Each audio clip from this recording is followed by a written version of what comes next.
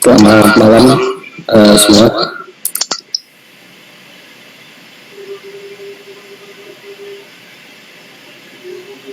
Saya rasa sudah terdengar ya. Baik. Hari ini akan bahas mengenai bisnis model kanvas.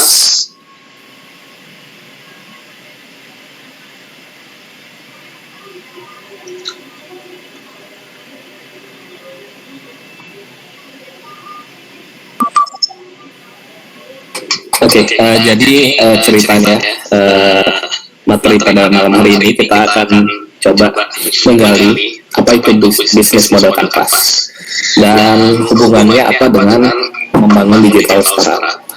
Jadi di sini kita ada program di Bisaya Academy yaitu yang berafiliasi dengan kampus Merdeka, yaitu membangun digital startup dari sisi hacker, hustler, dan juga hipster. Rata-rata mungkin di sini adalah mahasiswa MSID-nya di SAI. Jadi harapannya teman-teman semua di sini output luaran dari program ini adalah keluarannya nanti teman-teman bisa mendirikan digital startup yang tentunya selama 5 bulan atau 4 bulan pertama ini kita lebih banyak belajarnya terlebih dahulu, dan di bulan terakhir nanti akan fokus pada mendirikan digital startup. Dalam mendirikan digital startup, ada baiknya kita melakukan perancangan bisnis model. Kenapa? Karena bisnis model ini menjadi salah satu aspek yang penting ya, dimana kalau kita lebih banyak trial error, itu mungkin resikonya lebih tinggi, terutama resiko cost yang dikeluarkan. Namun ketika kita sudah memiliki suatu kanvas ya, atau bisnis model kanvas yang itu menjadi acuan kita dalam melakukan pemodelan bisnis kita. Rancangannya mau seperti apa yang kita rancang? Apakah bisnis modelnya itu revenue streamnya lebih mendapatkan dari sisi B2B, B2C ya dan lain sebagainya.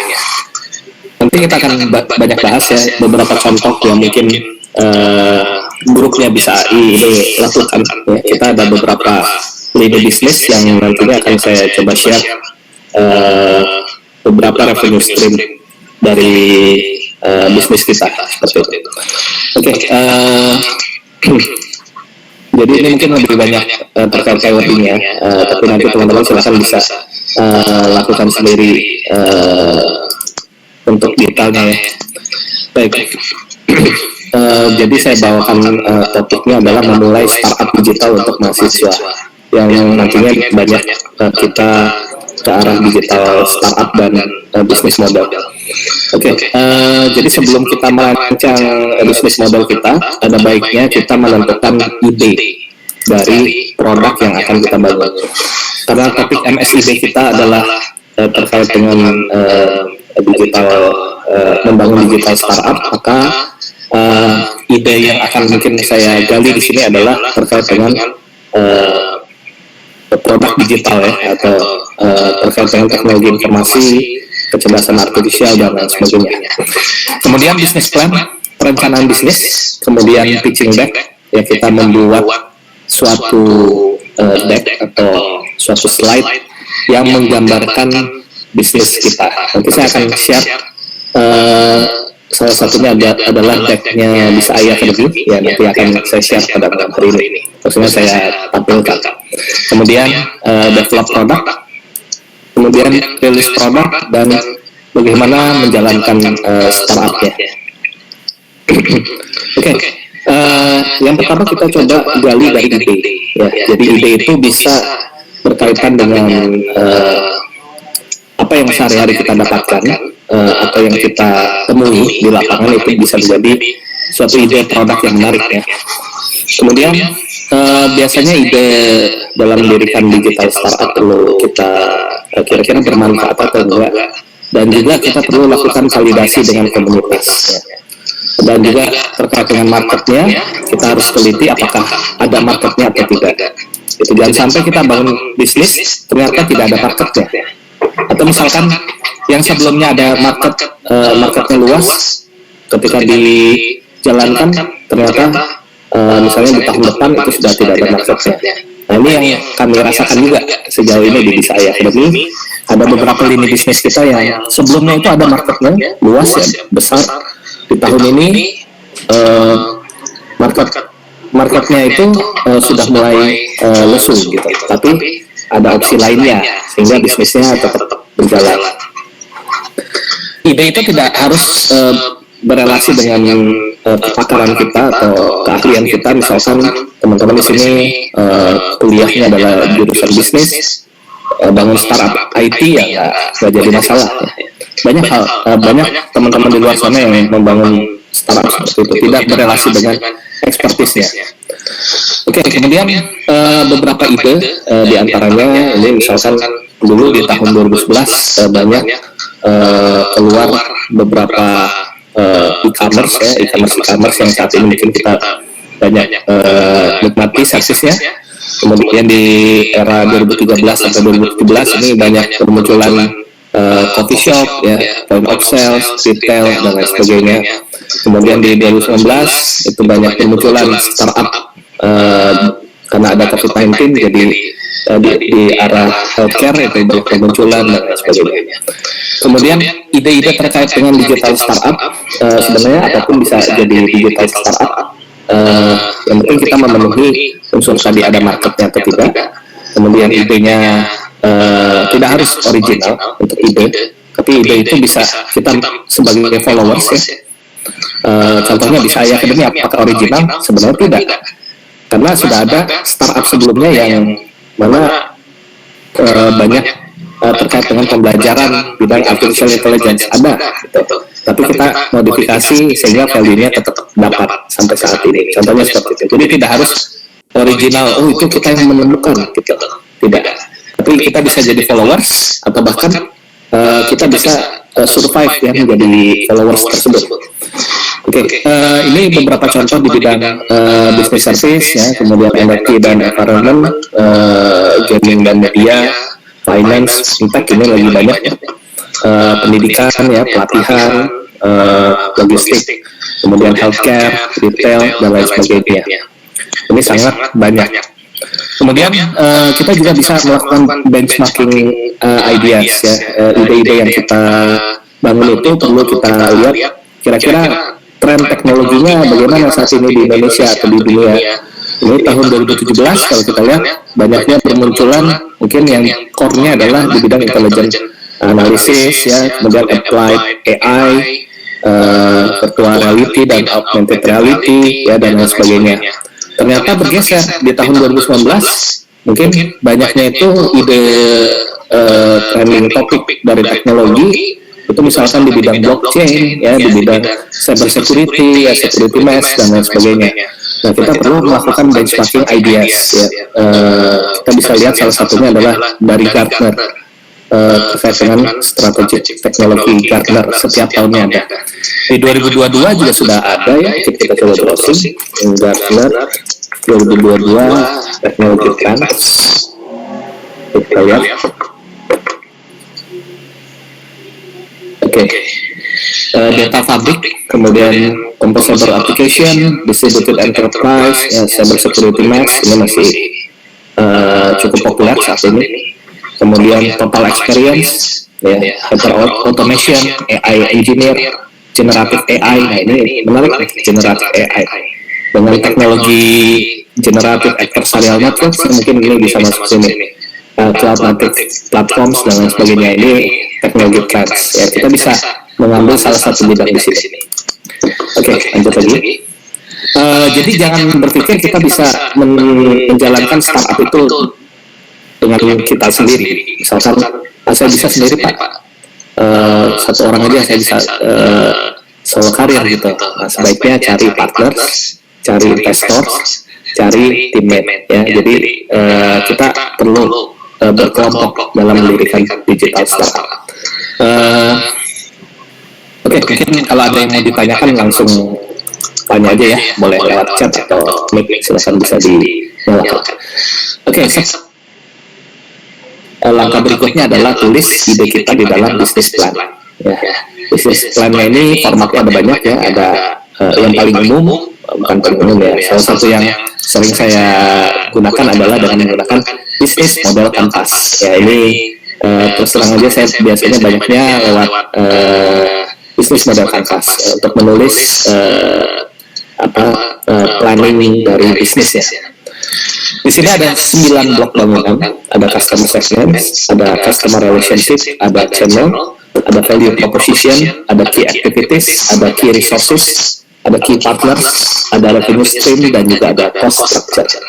Jadi teman-teman bisa nyari namanya business model canvas. Ya, di sini ada beberapa blok bangunan yang mana mendefinisikan bisnis kita. Customer segment, segmentasi customer kita tuh bagaimana, pria atau wanita, usianya berapa, pekerjaannya apa, dan lain sebagainya. Umumnya adalah demografi, ya demografi dari customer. Kemudian ada lagi namanya customer relationship, bagaimana menjaga hubungan dengan pelanggan. Tapi implikasinya adalah ke arah retention, ya, bagaimana mempertahankan hubungan dengan pelanggan, atau bagaimana customer kita itu bisa kembali lagi, ya. Kemudian ada channel itu suatu blok bangunan yang mana kita bagaimana kita menyampaikan produk kita kepada user melalui media apa, ya itu harus kita pikirkan, melalui sosmed kah, melalui e-worm kah, word of mouth ya, atau misalkan melalui channel lainnya. Kemudian value proposition, apa yang membedakan produk kita dengan produk kompetitor, kelebihannya apa, value yang kita tawarkan bagaimana, ini perlu kita definisikan juga. Key activities, aktivitas apa yang dikerjakan di dalam startup kita, di dalam produk kita. Key resources, kira-kira sumber daya apa yang kita gunakan. Key partners, partners kita bagaimana, ya, siapa yang membantu kita di dalam bisnis ini. kemudian revenue stream, ya ini pemasukan untuk startup kita, cost structure, pengeluaran untuk startup kita. Nah ini simple, kita bisa definisikan 9 blok bangunan ini. Kalau lebih lengkapnya teman-teman bisa baca bukunya Alexander Osterwalder, yang nanti bisa dicari bukunya Alexander Osterwalder, yang silahkan bisa dilihat terkait dengan bisnis model kanvas. Oke, tadi sudah saya bahas ya, customer segment menggambarkan sekelompok orang atau organisasi yang ingin dijangkau atau yang ingin kita layani. Lalu proposition, kira-kira manfaat ya, kemudian keunggulan produk kita dibandingkan dengan kompetitor. Channel, bagaimana kita mengkomunikasikan produk kita dengan pelanggan, menjangkaunya bagaimana. Customer relationship, hubungan dengan pelanggan, revenue stream, pendapatan dari mana, key resources, ya ini tadi apa, key resources yang mana ya, key resource, oh ya, sumber daya yang kita butuhkan, kemudian aktivitas yang dijalankan, hubungan dengan partner, dan pengeluaran. Untuk membuat bisnis model kanvas, teman-teman bisa menggunakan berbagai tools online ataupun dengan Excel atau dengan Canva, ya. Silakan bisa, ini ada tools namanya Canvanizer, ini bisa mendefinisikan bisnis model kanvas juga di sini. Paling mudah sebenarnya dengan Canva ya, nanti silakan bisa bagi yang belum pernah coba Canva. Ya, Canva ini salah satu coba ya kita lihat.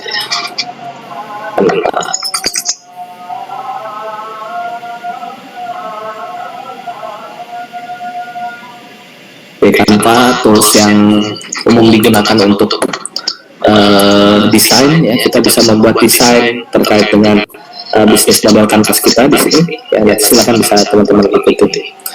Oke, mungkin sampai sini ada yang mau ditanyakan dulu sebelum kita ke case study-nya. Silakan kalau ada pertanyaan. Ada pertanyaan kah?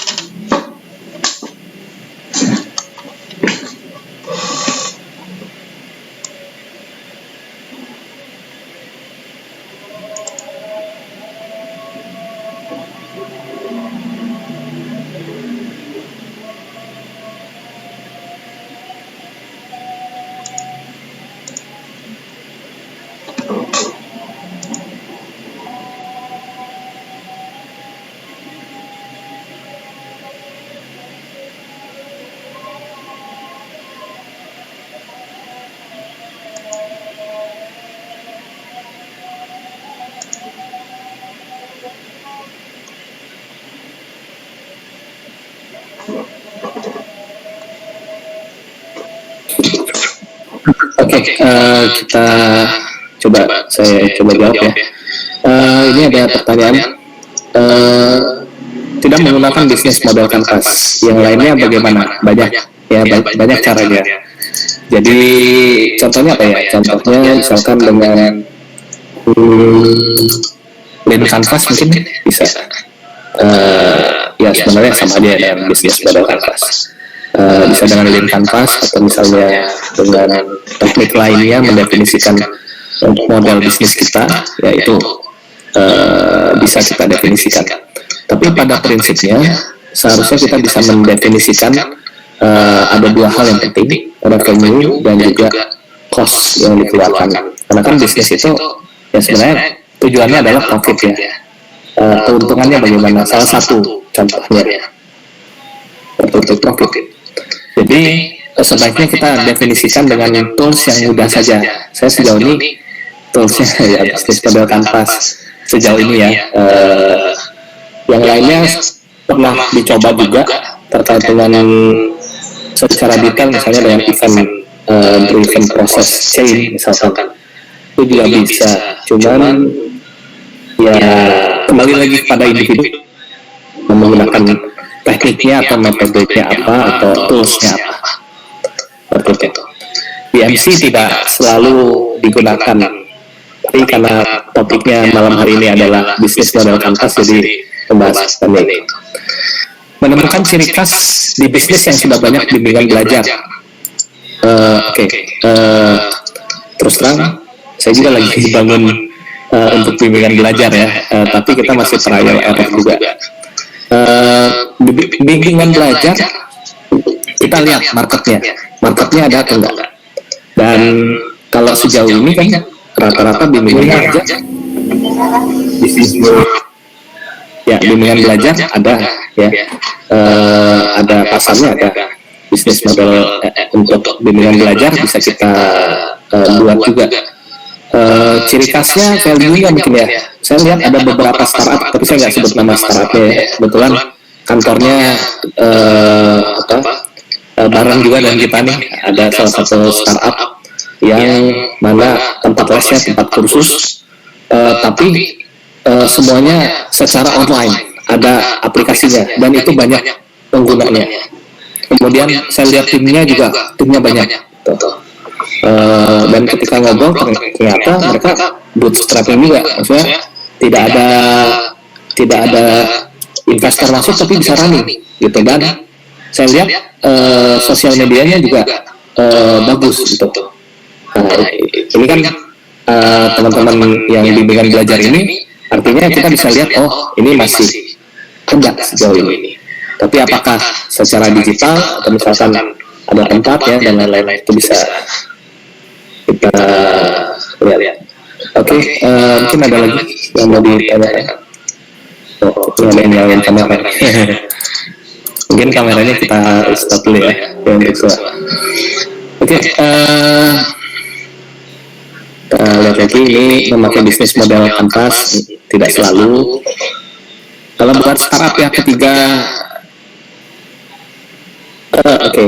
saya nggak bisa jawab kalau untuk yang sebesar Tokopedia, Gojek dan lain-lain, karena startup saya belum sebesar itu. Seperti itu. Jadi gini, ketika kita memilih model bisnis kita, ini maksudnya yang saya jalankan ya sejauh ini, ada yang berprinsip, Pak saya harus punya investor, atau misalkan ada juga yang berprinsip, Pak saya ingin jalannya itu bootstrap ya, atau saya ingin jalankan bisnis itu tidak banyak mengeluarkan cost gitu, atau istilahnya itu bakar duit gitu. Ada yang berprinsip seperti itu. Nah sejauh ini yang saya lakukan adalah yang nomor 2 tadi. Jadi lebih banyaknya kita ingin, kalau saya sih prinsipnya, misalnya kita punya produk yang dijual, ada pembelinya gitu. Jadi ada produk, ada yang beli. Tapi ada juga yang berprinsip, saya bangun startup tujuannya adalah untuk bisa exit atau kita sebut dengan exit strategi. Exitnya apakah startupnya itu IPO, initial public offering, masuk ke bursa efek, atau misalkan diakuisisi oleh venture capital, atau misalkan running sendiri ya tanpa masuk venture capital. Nah itu pilihan sebenarnya. Ada teman-teman kita tidak bisa bilang salah satu ini belum punya investor nih, nggak bagus nih, nggak bisa bilang seperti itu, karena bisa jadi tidak punya investor tapi revenue streamnya bagus gitu, contoh ya seperti itu. Oke, saya skip ya yang tidak relevan. Izin bagaimana cara mengatasi ide yang tidak berkelanjutan. demand tinggi di masa tertentu. Oke, saya ceritakan bisnis yang tampil. Saya punya produk bersama dengan teman-teman namanya Tampil ID. Tampil ID ini di tahun lalu, mungkin saya share aja ya sedikit ya. Oke, ini kita punya startup produk lainnya namanya Tampil ID. Sebenarnya buat Tampil ID ini simple. Jadi kita buat pada saat itu hanya dalam waktu 1 sampai dengan 2 minggu kita buat karena demand-nya sedang tinggi. Pada saat itu COVID-19 pertama kali ya di bulan Maret 2020. Kita di bulan April kalau nggak salah atau Mei kita siapkan tampil. Nggak seperti sekarang, wah masih berantakan banget. Tapi yang penting jalan startupnya. MVP-nya tercapai.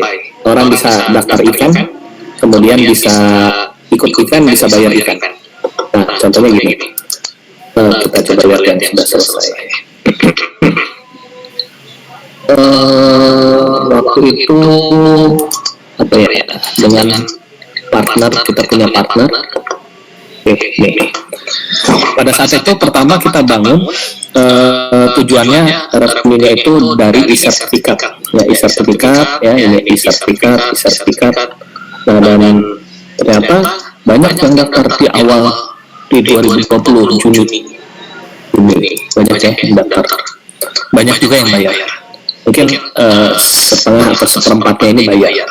Ya bayangin aja misalnya 517, 200 orangnya bayar, 200 kali 45.000, 25.000, lumayan gitu, satu hari. 2 hari kemudian ada lagi, berapa hari kemudian ada lagi, dan seterusnya.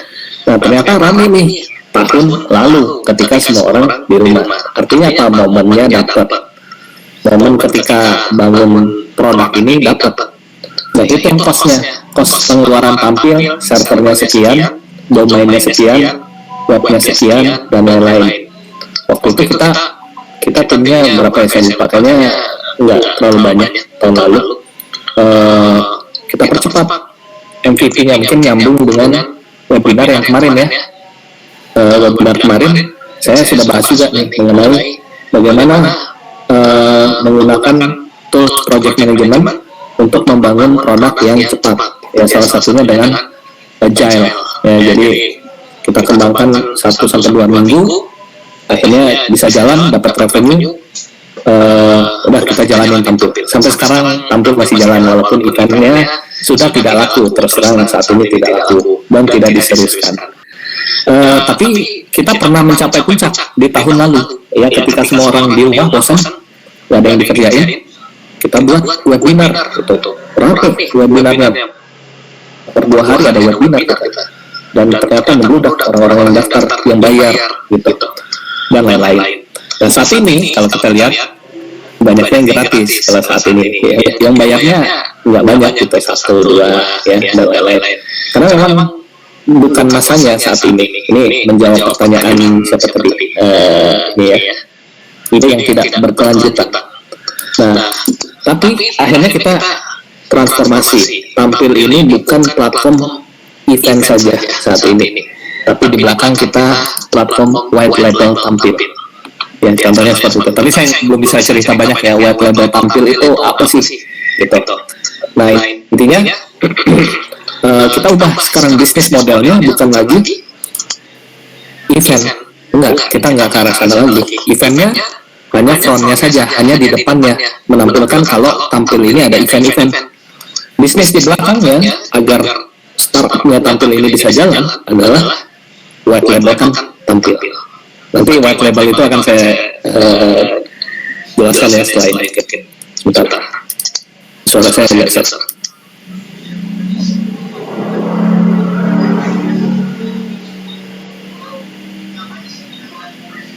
Oke, jelas ya. Jadi tidak selalu harus kita buat startup itu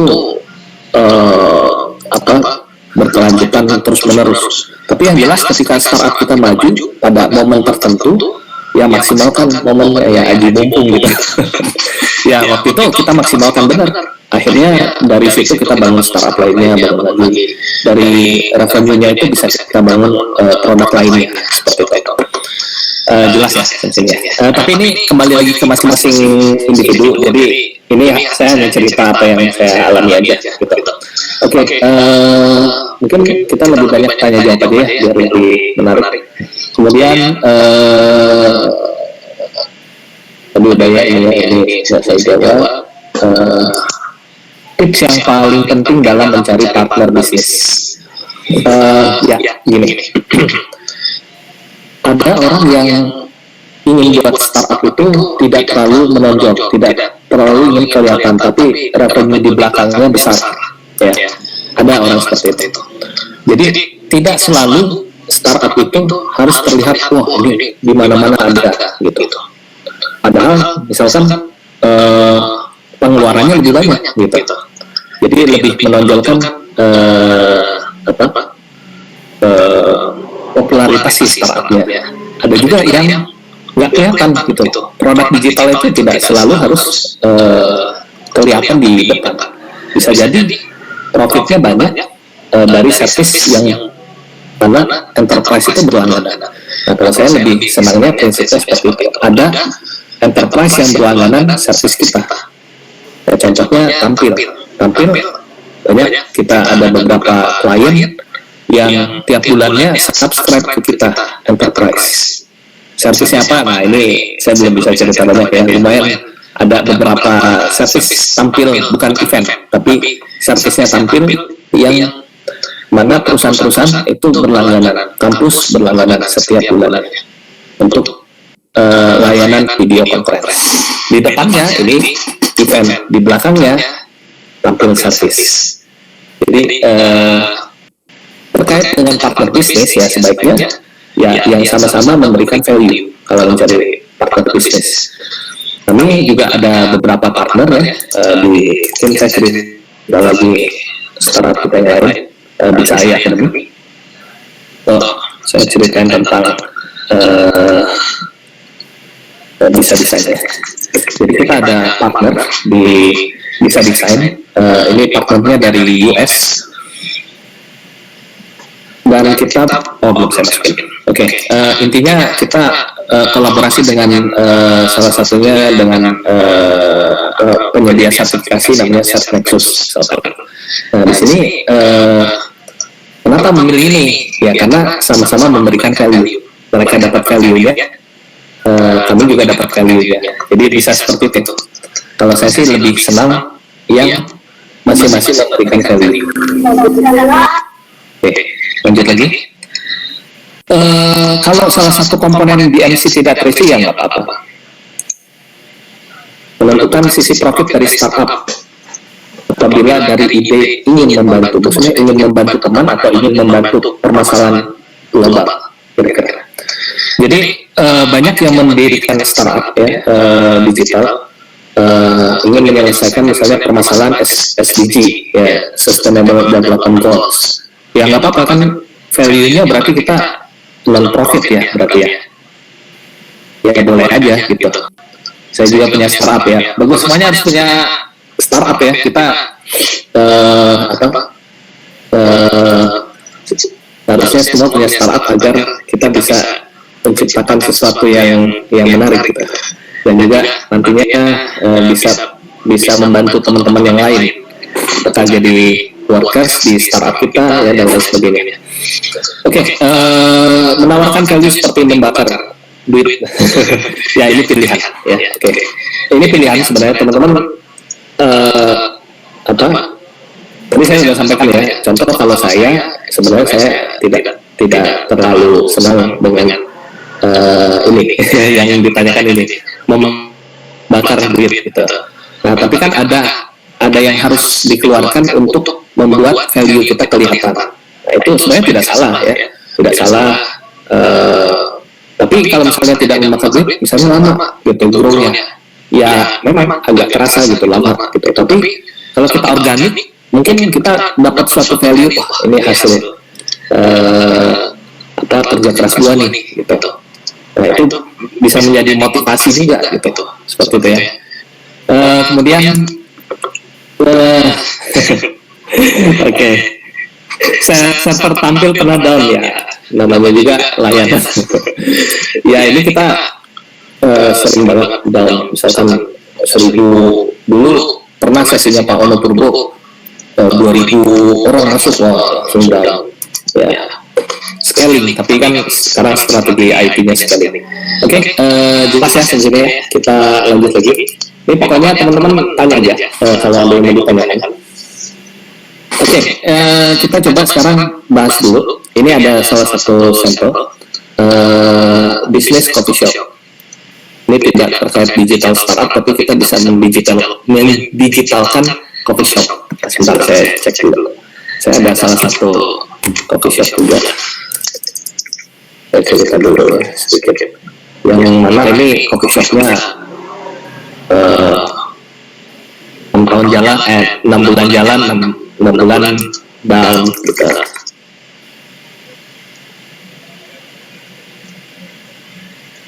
ini. Oke. Nah, ini saya cerita aja pengalaman saya dan tim mengelola coffee shop. Ya, ini coffee shop kita di Bandung lokasinya. Sebenarnya terjangkau harganya. 7.000 dapat kopi gitu, dapat kopi plus sirup. Ya. Yang mau saya ceritain bukan itu sebenarnya. Nah, ini kita coba lihat bisnis model kanvas. Ketika kita mendirikan coffee shop, mungkin kita bisa bersaing dengan coffee shop lainnya. Nah, tapi value-nya harus kita cantumkan. Misalkan di sini perancangannya siapa customer segmentnya. Misalnya di sini pria atau wanita usia misalnya 18 sampai dengan 24 tahun yang hobinya nongkrong misalnya. Bisa kita definisikan. Yang lainnya misalkan misalnya institusi pemerintah atau misalnya institusi atau perusahaan yang memerlukan ruang meeting, karena saya menyewakan juga ruang meeting di sini contohnya ya. Oke. Kemudian dan lain-lain. Kita definisikan siapa kira-kira pengguna dari ini contohnya coffee shop. Kemudian customer relationship-nya, bagaimana cara menjaga hubungan dengan pelanggan. Di antaranya kalau saya sering kasih diskon atau voucher, ya diskon tapi yang penting masih reasonable, maksudnya bahan baku pengeluaran kita dengan bahan bakunya misalkan pengeluarannya dalam satu kopi itu 5.000, nah, kita naikin lah jadi 6.000, nah berarti kan profit kita 1.000 gitu ya. Diskon atau misalnya special case misalnya ulang tahun, itu bisa dijadikan salah satu strategi untuk customer relationship. Channel delivery, bagaimana mempromosikan coffee shop ini. Contohnya kita ini tersedia di channel-channel ya GoFood ya, Shopee Food ya dan lain-lain, ini sudah tersedia dan lain sebagainya. Kemudian sosial media ya kita sengaja buat walaupun masih sedikit followersnya.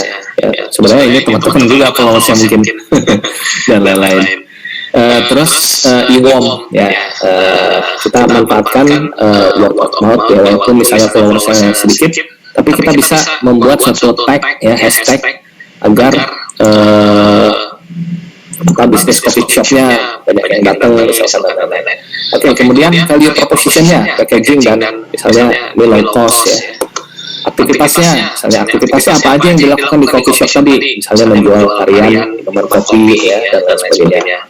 Key resourcesnya, sumber daya apa yang kita butuhkan, misalnya butuh kopi, mesin kopi ya, ada baristanya, ada point of sales-nya ya, ada dan lain-lain.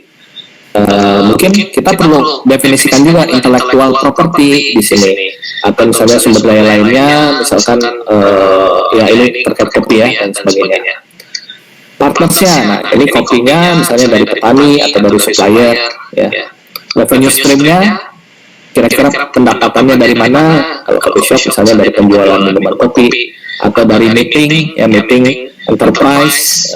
Saya juga sering mengundang enterprise ke coffee shop, jadi meetingnya di situ aja gitu, karena misalnya networkingnya banyak di tempat itu. Kemudian cost-nya keluarnya untuk apa aja, listrik, air ya dan lain-lain. Nah ini contoh bisnis model kanvas terkait dengan coffee shop ya.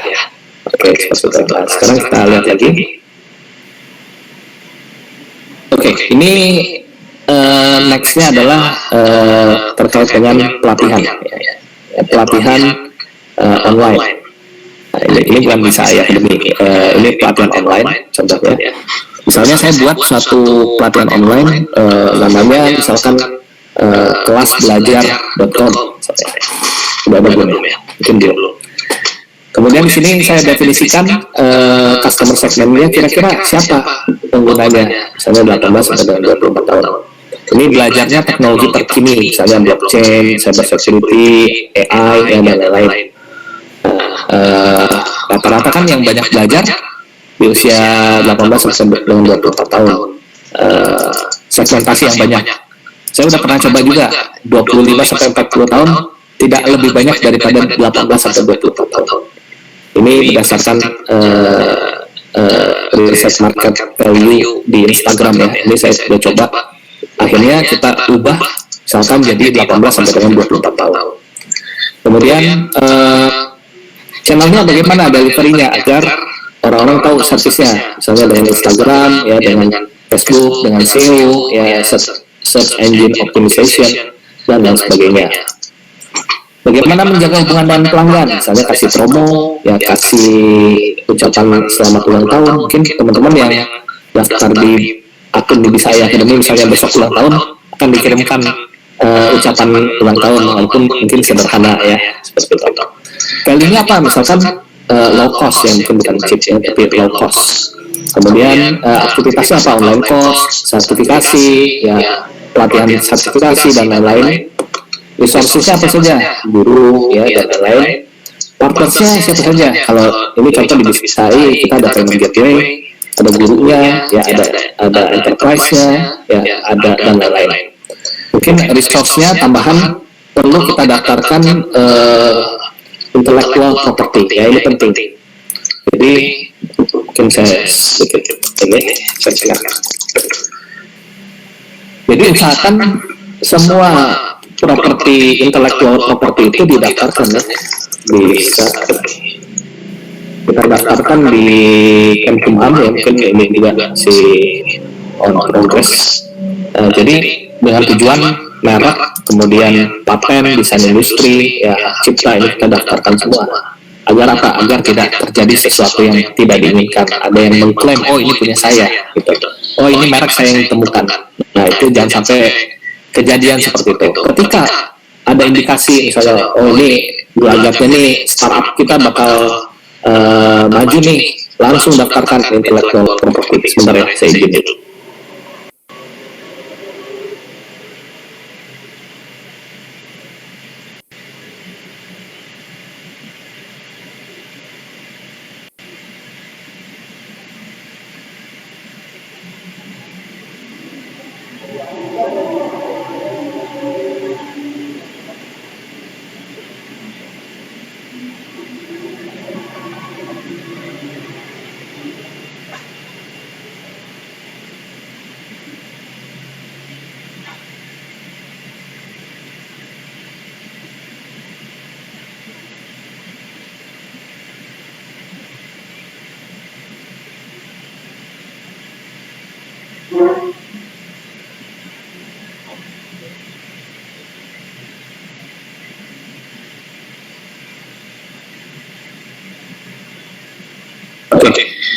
Jadi seperti itu ya, daftarkan intellectual property yang bisa kita daftarkan.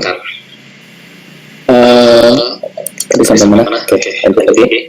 Resource lainnya apa? Ya banyak sebenarnya, cloud, infra, ya itu perlu kita perlu resource mungkin.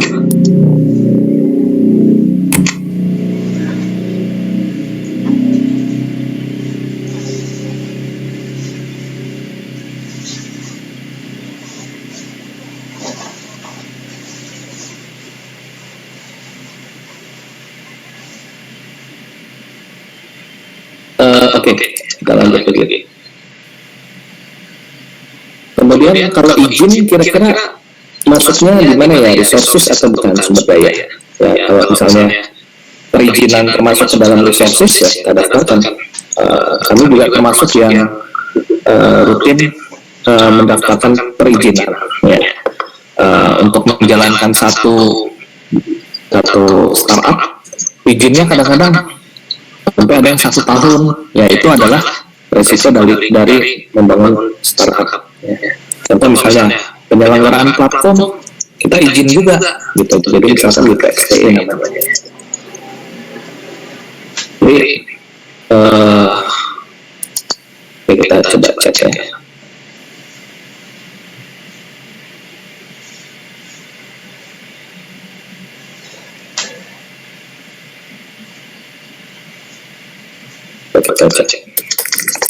Nah, kita daftarkan gitu penyelenggaraan transaksi elektronik ini juga termasuk plan dari resources karena sumber daya. Maksudnya kita mendaftarkan ini kan ada effortnya juga gitu. Kemudian misalkan kalau kursus itu perlu sebagai lembaga misalnya kursus dan pelatihan gitu. Nanti juga punya NISN ya dan lain-lain, itu perlu didaftarkan semua. Agar apa? Agar legal aktivitas jualannya. Ya, seperti itu. Ya nanti kalau ada pertanyaan terkait ini silakan ya. Atau izin misalkan jualan ya, jualan katalog, maksudnya katalog, misalnya distribusi atau perdagangan itu juga ada izinnya, semua berizin. Itu kita perlu plankan di dalam bisnis model kanvas kita. Oke, dan yang lain. Revenue-nya dari mana kira-kira? Dari pembelian course ya, dan sebagainya.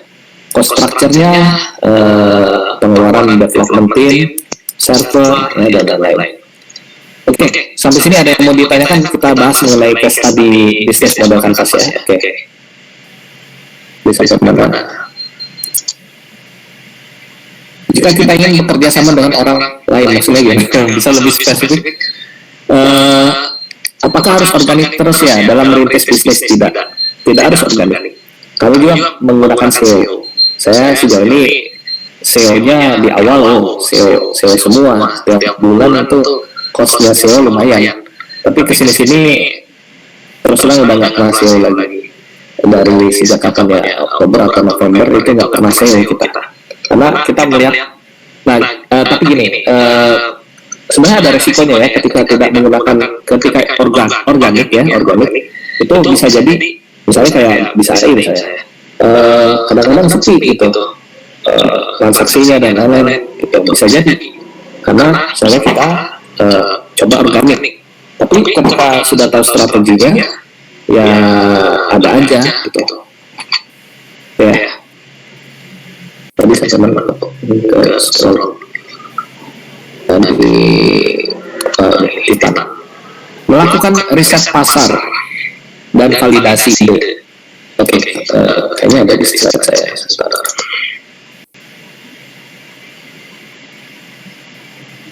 Pokoknya bukan di sini. Ya ada di sini. Oke, untuk validasi bagaimana? Jadi gini, kalau saya basicnya adalah di bidang riset. Sebelum terjun ke startup itu banyaknya di bidang riset. Sebentar saya coba buka dulu ya.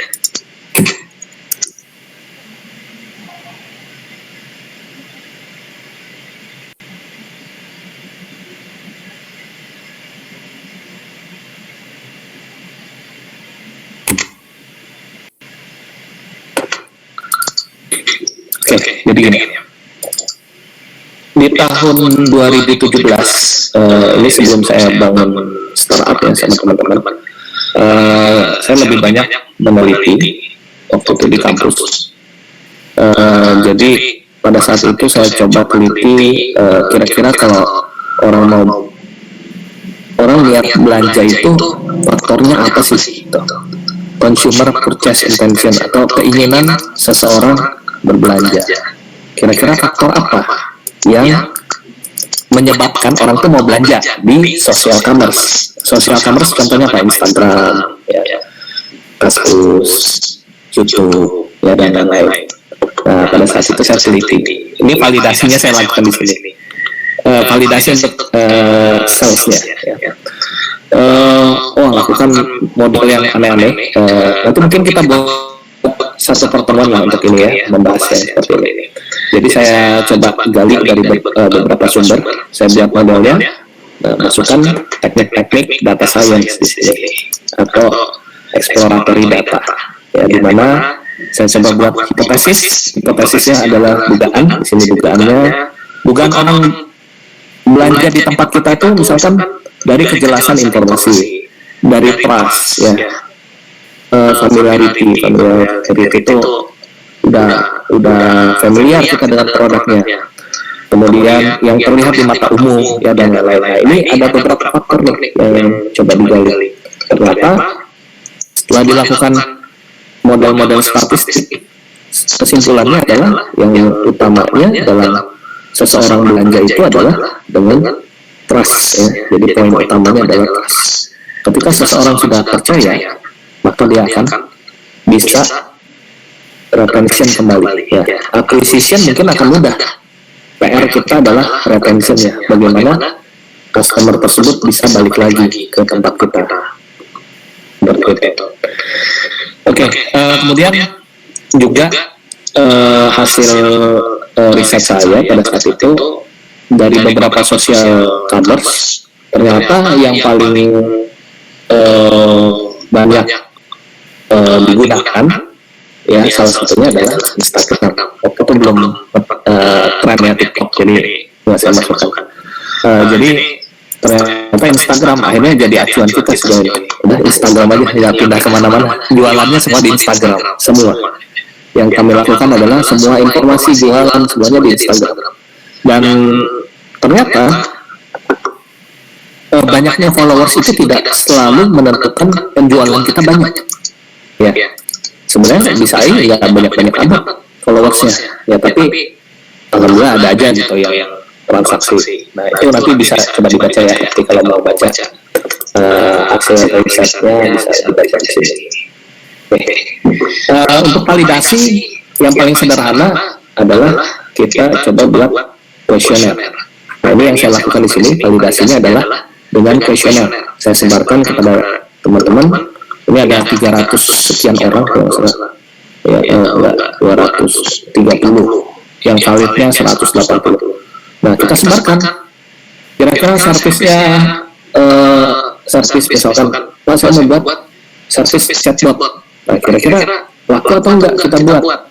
Sebarkan kuesioner ke teman-teman, apalagi teman-teman masih kuliah, semakin banyak kuesioner yang written, ya enggak? Kalau kayak saya udah sulit nyari kuesioner ke siapa, paling ditanya ke kalian gitu. Gitu ya. Jadi bisa seperti itu caranya. Oke, sini. Jadi itu validasi. Kalau riset pasar tekniknya banyak sebenarnya. Tapi kalau yang cukup mudah, coba gunakan Instagram, ya. Instagram itu ada insight-nya. Kita udah tahu market size-nya dari sana. Salah satunya market size-nya bisa kita lihat juga, kita ukur dari Instagram. Misalnya kita mau coba SEO, ya, SEO Instagram, tapi nggak perlu di ini, ya. Nanti kita cari keywordnya data science, kira-kira itu berapa banyak di sana. Itu bisa. Produknya seperti chatbot, MVP-nya seminimal apa? Ya, jadi chatbot, ya, sudah banyak chatbot saat ini di Indonesia. Cuman saat ini saya lagi bantu salah satu startup, ya. Ini juga chatbot. Cuman saya nggak bisa cerita, nanti kalau teman-teman chatbot tersebut sudah running well, nanti saya ceritakan case-nya.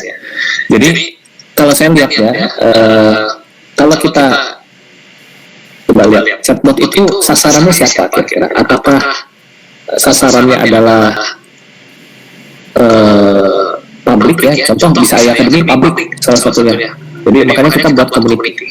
Nah, kalau chatbot apakah publik atau misalnya lebih banyak enterprise? Benar nggak? Nah, mungkin kalau jawaban kita adalah lebih banyak enterprise, maka kita siapkan plan untuk enterprise, bukan untuk public. Community-nya nggak perlu banyak, karena community itu ada cost-nya. Kita bangun community-nya misalnya cost-nya lumayan, gitu, sampai dapat ini, ya, berdarah-darah juga gitu, usernya sekian, ya, yang registrasi ditampil itu lumayan banyak, juga costnya tinggi gitu. Nah, oleh karena itu kita sebenarnya pilihan, kalau kita ingin menjual ke enterprise, maksudnya gini, service ya, modelnya adalah service, jadi tidak selalu harus community base. Ya, jadi kalau community base ya bisa jadi costnya tinggi. Kalau daftarkan PSE harus enggak juga. PSE itu syaratnya adalah satu, harus perusahaan. Kalau nggak salah ya, nanti cek aja. Kalau belum punya legalitas perusahaan belum bisa. Jadi harus PP atau CV kalau nggak salah. Nah, jadi teman-teman kalau mau daftarkan produknya ke Kominfo harus ada badan usahanya dulu. Ya, jadi badan usahanya didirikan dulu, baru bisa daftarkan izin ya, izin platformnya. Tapi nggak tahu ya aturan terbaru apa seperti itu atau enggak. Sejauh ini saya mendaftarkan beberapa produk di PSI, bahkan produk yang belum running saya daftarkan. Ada ya, ini salah satu yang belum running, yang mungkin teman-teman sedang develop itu, namanya kelas coding. Ya ini belum running nih kelas coding ini, cuman udah saya daftarin duluan. Ya, dengan tujuan sebenarnya udah ada plan di belakangnya. Nah, perusahaannya ini perusahaan lain. Ini kita daftarkan dari awal gitu.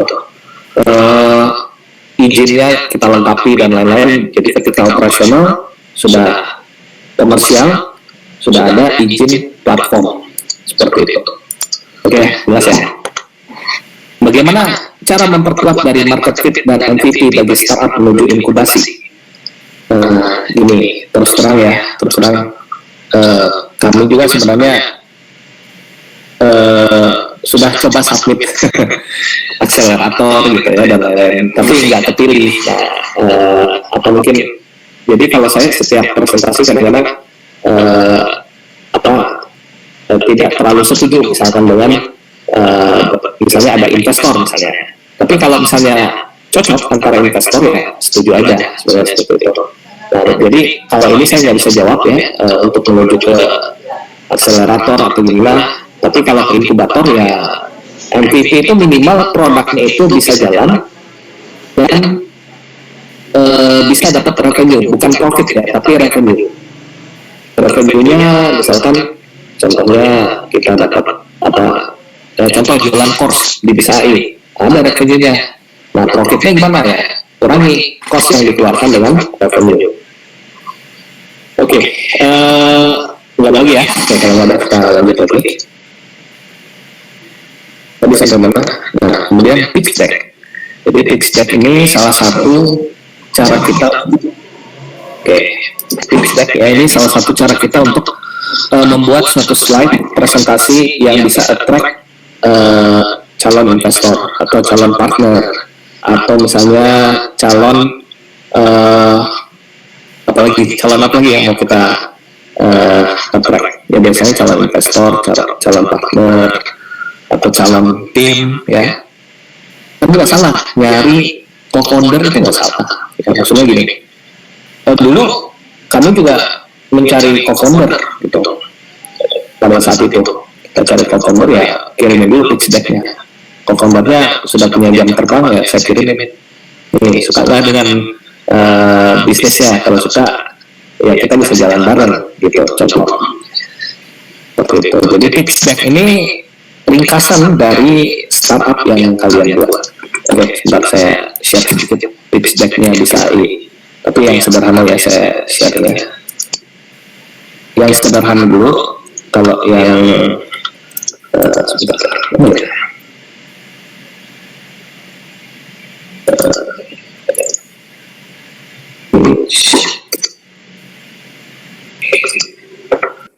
Pitch deck tidak harus inilah kompleks banget gitu. Oke, saya coba tampilkan ini contoh pitch deck kita, tapi ada beberapa yang saya hide ya. Jadi ada beberapa yang saya hide.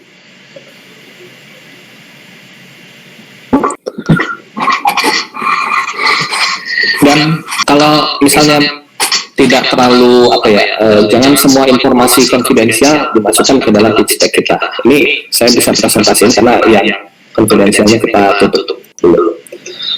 Dan di sana itu sebenarnya nggak tahu ya, ada beberapa investor yang melihat, ada yang tidak gitu, ada yang beberapa partners yang melihat, ada yang tidak gitu. Kalau saya biasanya ada sederhana aja, yang penting value-nya bisa kita deliver. Oke, ini contoh ya. Ini biasanya yang saya kasih itu terkait dengan produknya apa, analisa pasarnya bagaimana, bisnis model kanvasnya, projection-nya, ya kan harus punya target ekspektasi jangka panjang ya, strategic plan-nya ini harus didefinisikan. Kemudian rencana pengembangan juga. Nah, saya ceritain dulu latar belakangnya, kenapa sih ada bisa AI Academy gitu. Ini karena bla bla bla. Makanya kalimat siapan AI di Indonesia masih ranking 62 deh. Singapura sekarang ranking 1, sehingga perlu ada peluang lah di sini ya. Nah, ceritain produknya ini. Ya kita kalau jarang banget ya ada yang cuma bawa ide gitu. Oh, saya ide aja nih, saya masukin gitu. Tapi kemarin kita buat acara AI creation namanya hanya ide. Jadi ide kalau cocok implementasiin gitu. Oke, seperti ini. Saya ceritain penggunanya, legalnya, ya, timnya, saya ceritain, employee-nya, ya dan lain-lain. Nah, itu intinya seperti itu. Kita ceritakan di belakang kita tuh bagaimana. Terus analisa pasarnya ini saya hype ya beberapa, jadi nggak kelihatan. Nah, ini kita ini juga bisnis model kanvas yang kita masukin, channelnya, resources-nya, value proposition-nya, partners-nya, ya, revenue, cost dan lain-lain. Mungkin itu yang bisa saya share. Nah, jadi nggak perlu kompleks ya, karena saya melihat teman-teman dari kita lihat dari Facebook dan kawan-kawan Foursquare ya, ini nggak kompleks. Pitch deck-nya itu sederhana, tapi bisa attract investor jadi value yang menarik. Jadi seperti itu ya teman-teman ya. Coba sudah mulai dibuat, apalagi teman-teman yang dari NSIB, karena kan ada target untuk membangun digital startup ya. Nah, nanti kita sudah siapkan wadahnya. Ini mungkin sedikit promosi. Kita ada program namanya AI Creation ID. Ini AI Creation ID ini salah satu program kita untuk menerima ide, nanti kita berikan fasilitas membangun startup. Ya, jadi nantinya teman-teman bisa bangun startup yang mana fasilitasnya kita kasih.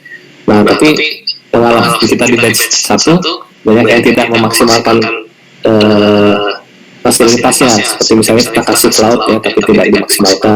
Itu sebenarnya sayang banget untuk udah dikasih fasilitas tapi tidak dimaksimalkan.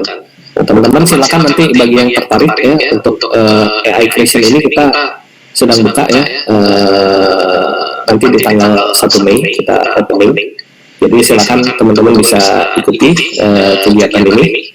Bagi yang tertarik membangun digital startup, siapkan proposal terbaiknya. Sebenarnya simpel ya, hanya ininya aja bisnis model kanvasnya aja. Jadi fokus di sana aja. Kalau yang lain-lainnya, misalkan produknya belum ada Pak, nggak apa-apa. Karena ini tujuannya adalah bukan kita bukan nyari yang sudah punya produk, tapi kita nyari yang punya ide. Ya, idenya tidak harus original, boleh idenya itu followers ya, nggak jadi masalah, karena followers bisa jadi juga lebih terlihat, juga ada kemungkinan seperti itu. Oke, mungkin itu dulu yang bisa saya share terkait dengan materi hari ini. Kita perbanyak tanya jawab aja ya, biar menarik. Silakan kalau ada pertanyaan boleh ditanyakan.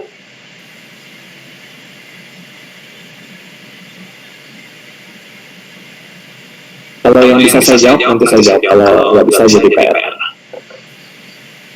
Ada yang mau ditanyakan? Tidak ada? Kalau tidak ada, mungkin kita tutup aja. Oke, silakan kalau ada pertanyaan. Yang ikut MSIB, mau ikut AI creation ya boleh. Ya silakan. terbuka. Tapi kalau yang SIB-nya di BSAI itu kita bantu untuk beberapa hal, terutama persiapan proposalnya dulu. Gitu. Mungkin saya cerita sedikit ya sambil menunggu pertanyaan. Ada beberapa startup yang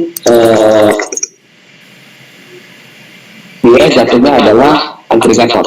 Jadi agregator itu bisnisnya menghubungkan antara satu,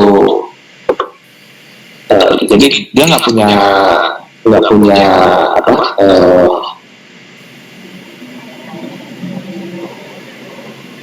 resources yang bisa dijual gitu. Jadi misalkan menjual sesuatu misalnya.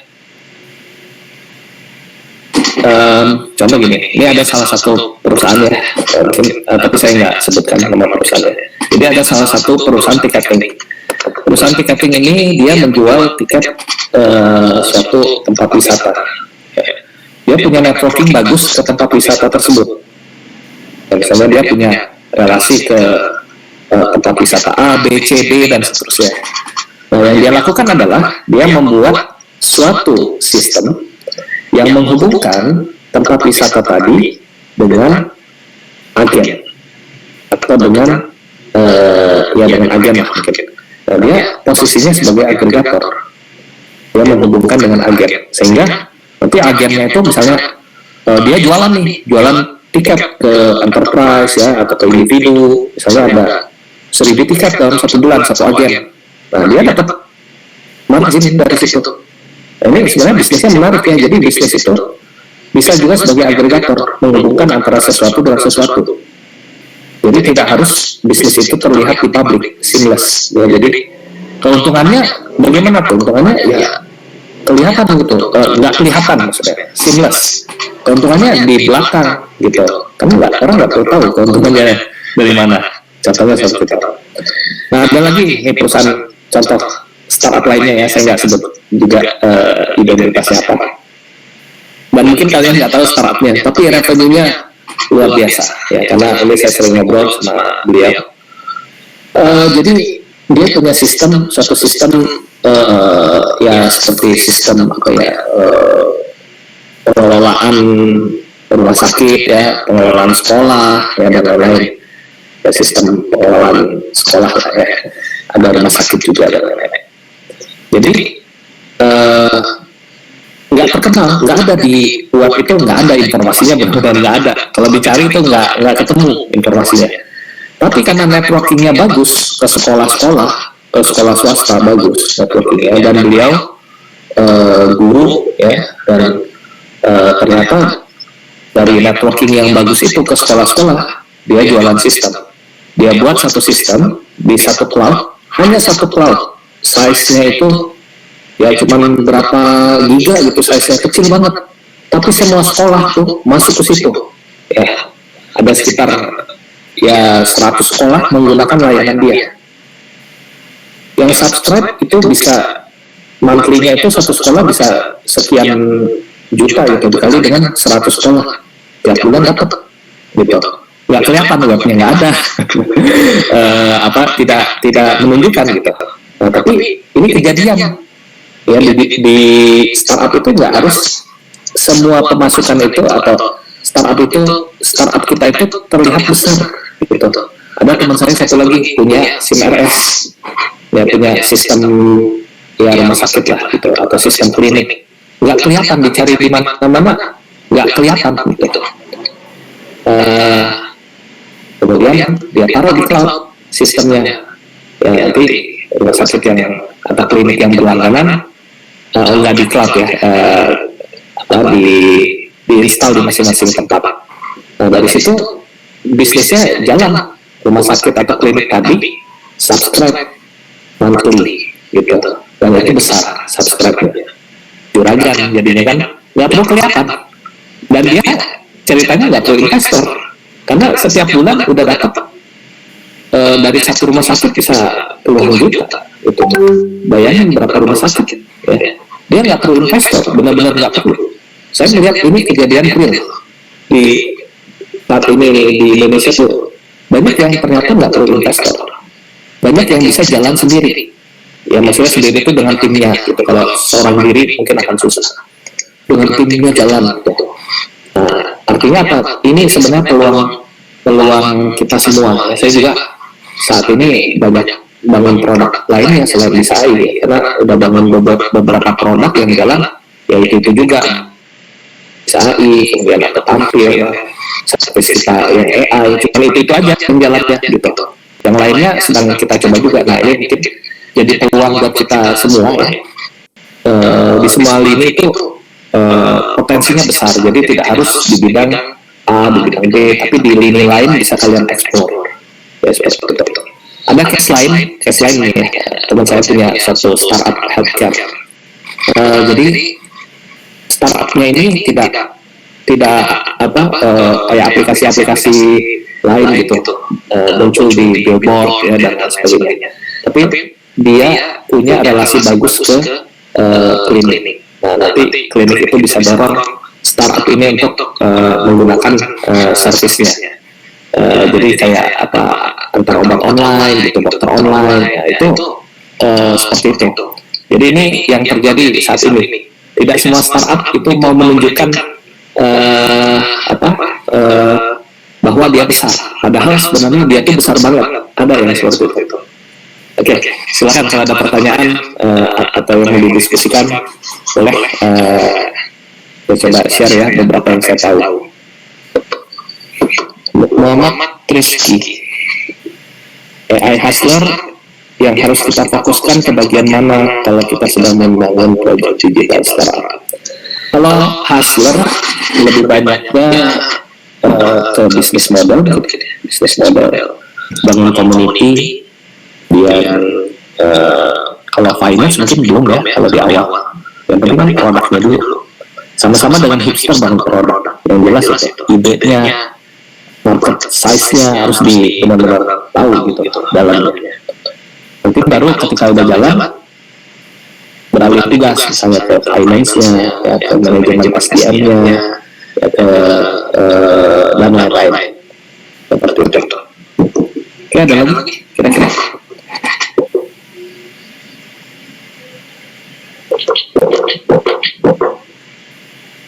Sudah jelas ya. Kalau sudah jelas mungkin kita akhiri untuk hari ini. Terima kasih semua teman-teman yang sudah hadir.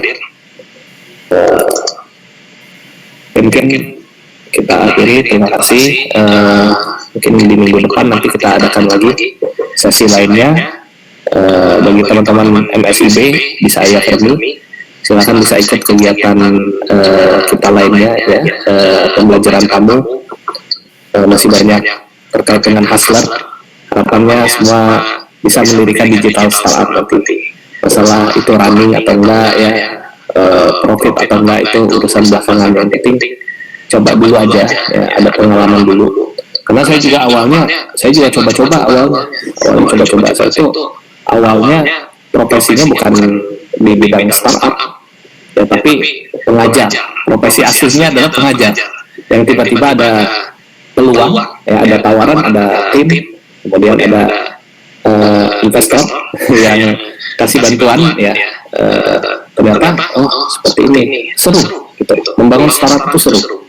Kita bisa nentuin jam kerja kita, bisa nentuin gaji kita sendiri ya, bisa nentuin segala sesuatunya ya, seru sebenarnya. Nah, tapi tantangannya juga banyak ya. Tantangan menjalankan startup itu juga banyak. Yang penting jangan bosan di startup itu. Kalau marketnya mungkin sudah tidak ada, ya kita bisa beralih ke yang lain gitu. Jadi jangan dipaksakan itu ada gitu.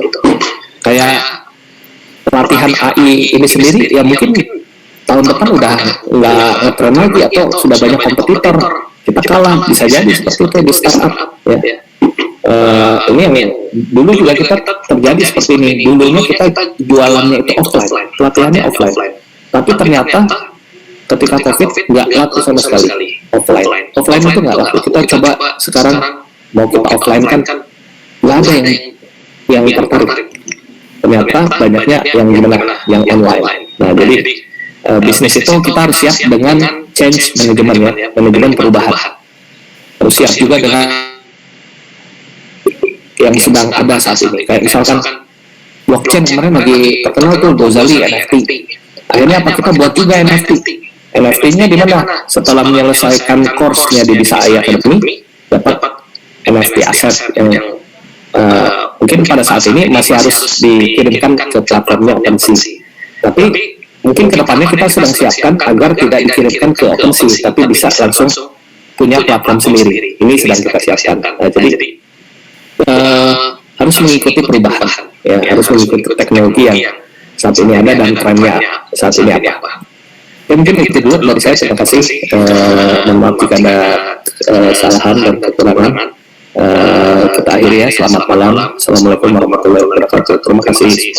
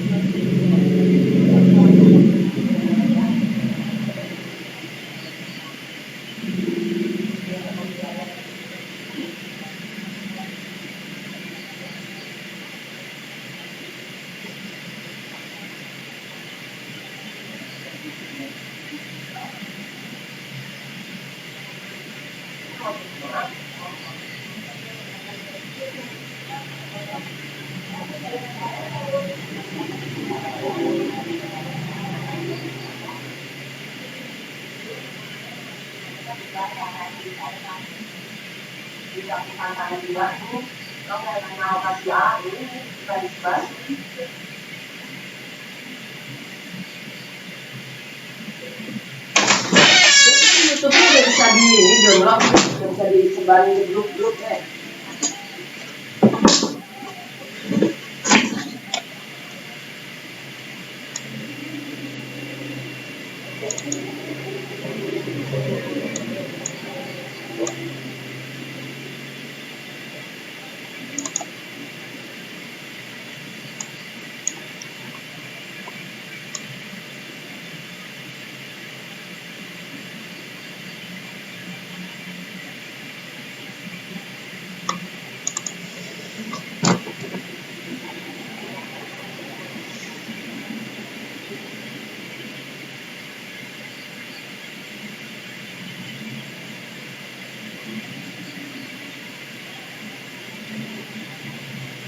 Thank you.